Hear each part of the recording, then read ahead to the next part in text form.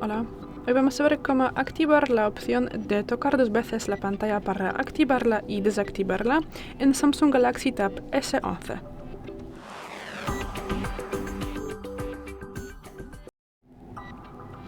Para esto entramos en los ajustes. Luego tendremos que bajar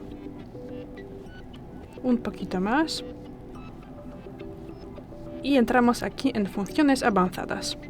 Tras eso entramos en movimientos y gestos y aquí tendremos que activar dos posiciones. Doble pulsación enciende y apaga la pantalla. Luego podemos salir, podemos apagar la pantalla y vamos a ver si funciona.